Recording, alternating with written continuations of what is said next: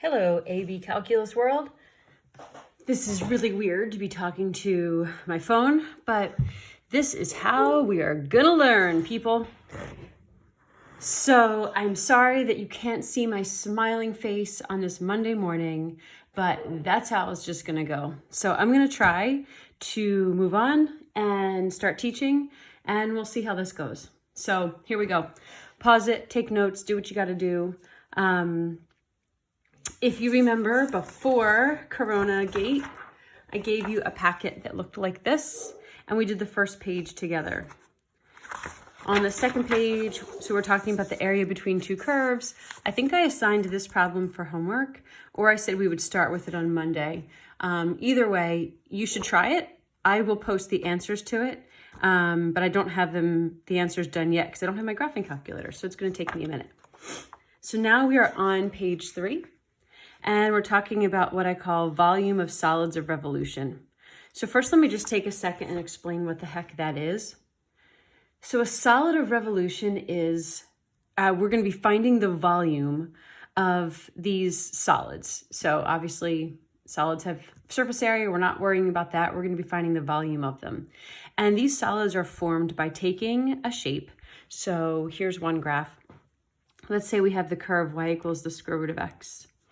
And let's say we take the curve of y equals the square root of x, and just maybe from 0 to 4, we take the area under that curve, and we rotate this entire area around the x-axis. And if you can imagine me rotating this around the x-axis, so this part comes at me, around, down, under the table, and back around, what kind of shape would be formed? So when I do this, I'm going to say, all right, here's the area. I'm taking this flat piece and I'm going to, as I sweep it up and around, so now it's like out at the desk and here, and now it's this way. Here it is underneath. I have this solid that gets formed. I draw a circle to kind of represent I have rotated this, and if I could think about all of these circles added up, I have this solid formed. I could do it not only with a shape like that, but I could do it where, let's say I had the square root of x, but I also had y equals x squared or something. So I had two curves, and I had the space in between them. And I was going to rotate this section around the x-axis. And when I do that, it's going to create this space when it comes down like this. Oh gosh, oh shoot, that's terrible. And it's going to be a three-dimensional figure that has a hole on the inside. Three-dimensional figure that has a hole on the inside. It's a really, really weird concept to think about. If you go online and look up solids of revolution, there's some decent videos. I'm actually going to pick this up and look at my computer. So I downloaded one small video to show you, okay, let's see. They took the square root of x, and they took y equals 1/10 x, and x equals 4. So this is the area that they're taking, and they're going to rotate it around the x-axis. And this is a pretty decent three-dimensional look at what happens. So taking that area, they're rotating it around the x-axis. And as they do, that is the solid that's formed. It has a hole on the inside. They're showing you how it's like, if I cut it in half, I'd be looking at this circle with a hole. Oh gosh, I'm in that picture. And we're going to be finding the volume, basically, of that entire three-dimensional shape.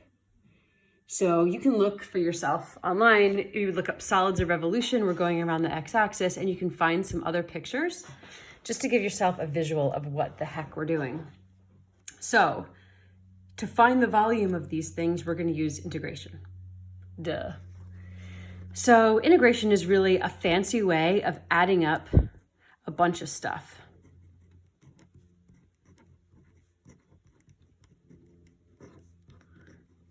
Okay, we've been doing that, but then we've gotten really deep into like taking antiderivatives, and you probably feel a little confused about what integration actually is anyway.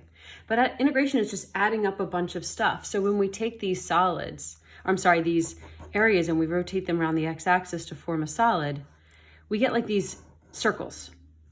And we're basically adding up an infinite number of these circles from one x value to another x value. And as I add up an infinite number of flat circles, I actually form a volume. I actually get a three-dimensional shape. It's like taking, $1 bill and then stacking up a bunch of dollar bills. Now all of a sudden I have a rectangular prism. Whereas if I only have a $1 bill, it's flat. So this is similar in that if I rotate this, I can think about if I cut this in half and looked at it, I'd be looking at a circle. So what I'm gonna basically do is take the area of one of those circles, and I'm gonna add up an infinite number of them from 0 to whatever x value I'm looking at.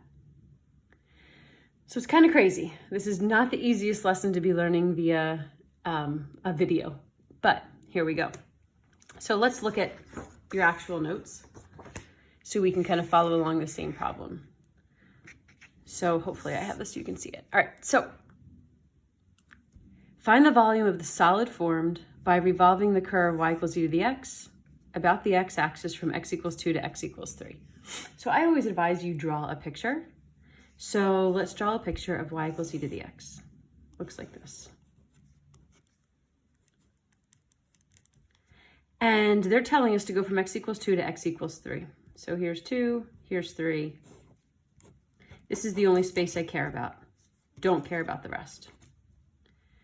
So I'm going to take that section and I'm going to revolve it around the x-axis.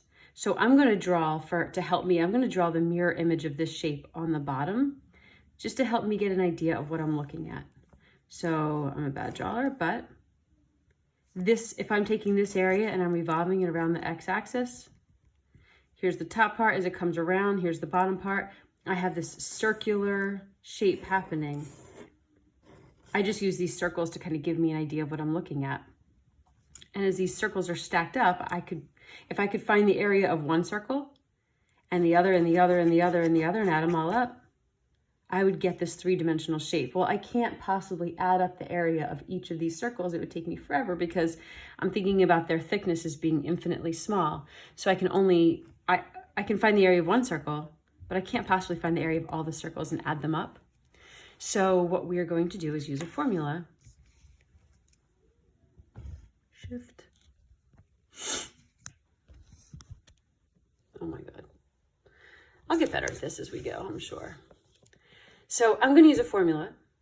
I'm going to find the area of one of these circles. And I'm going to add up or integrate the area of one of these circles from the left x value to the right x value with respect to x. Well, there's two things wrong. One of the things that's wrong is that I have an r and an x, and then that makes no sense. Well, that's because the r value of my curve is changing all the time. As the radius of this circle is here, my radius is, let's see, this is y equals e to the x. The radius of this circle is e to the second. Halfway through, the radius of that circle is e to the 2.5. Over here, the radius of this circle is e to the third. And in between, I have every power in between 2 and 3. So I need to figure out how to replace r with something that can represent the radius of any circle, depending on where the circle is. So the height of my circle, the radius of my circle is not just e squared or e to the 2.5 or e to the third, but the radius of these circles is e to the x, however high up the curve is. And that's why I wrote over here. So my formula to find the volume of a solid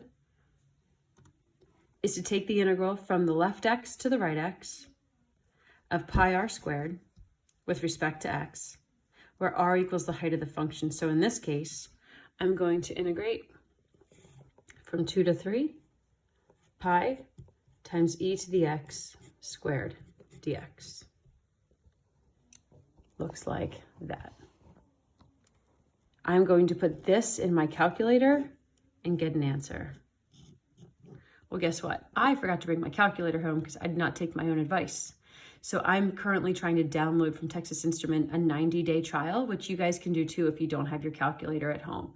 So go to TI, whatever, Google TI, and there's a link there to get a 90-day free trial of the TI Inspire. So I would suggest you do that because you do not want to do all these problems by hand. So I would have to go, I don't have it right now, but I'd have to go get that number. Okay, so for right now, you can worry about just setting it up, making that make some sense, and then we can get the actual answer another time. Okay, so let's look at, all right. Now let's skip and keep going. That second one, just ignore it for now and let's go to the next one.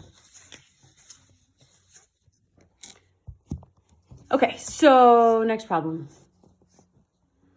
Find the volume of the solid formed by rotating the enclosed area formed by y equals x squared and y equals the square root of x around the x-axis. I don't think I said that, but here we go.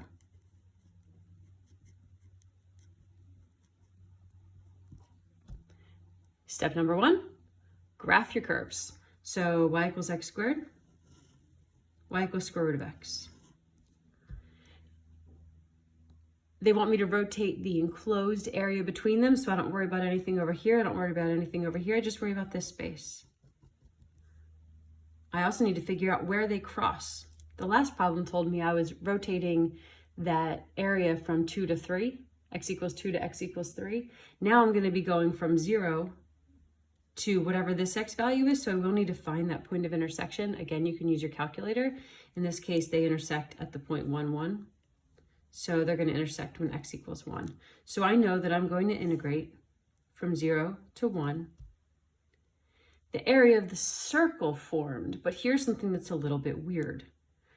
In our last picture, I'll just kind of scooch up here for a second. In that last one, without me having to turn the page, the area that we were rotating, the area went all the way from the curve down to the x-axis. So when I rotated it, there were no holes. The volume was totally solid. There was no scooping inside. There were no holes. There was no space on the inside. It was just this solid form. But now when I rotate this, so let me draw the mirror image down below. When I rotate it, I have like this rotation going on here, but on the inside, there's space. And if I could picture what this looks like, it's a little bit hard, but if I looked at it from the outside, I wouldn't see the space on the inside. I would just see this thing going around. But if I looked at it from that view, I would see that there's a hole in the middle.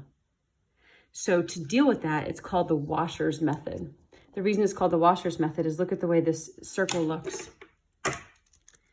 This circle is going to be solid around here, but it's going to have this hole on the inside. So if you think about what a washer looks like, if you've gone to the hardware store, a washer looks like this and it has a hole on the inside, kind of like a donut. They could have called it the donut method, but the donuts are not flat. Washers are flat. So they call it a washer method. So to find the area, or inside the volume of this solid, we can't just integrate pi r squared. We are going to integrate pi r squared minus pi r squared, where these two r's represent different things. The first r is going to represent the radius of the outer circle. And this r is going to represent the radius of the inner circle. Kind of makes sense. I'm going to find the area of the entire circle and then take out the middle part because I don't want to include this space on the inside as part of the volume. So just like before, these radii will be represented by the heights of the function. So you do need to know which function's which. So this one was y equals root x. This one was y equals x squared. So the outer function was formed by this.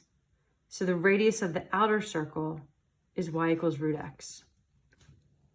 So my integral is going to be pi times root x squared minus pi times x squared squared. All with respect to x. You can put some brackets on if you want.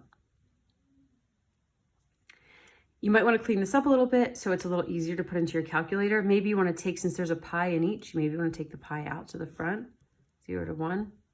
This is going to be x, that's going to be x to the 4th. Just leaves you a little less to put into your calculator and get wrong. And then we're going to get this numeric answer. Again, I don't have my calculator downloaded at the moment.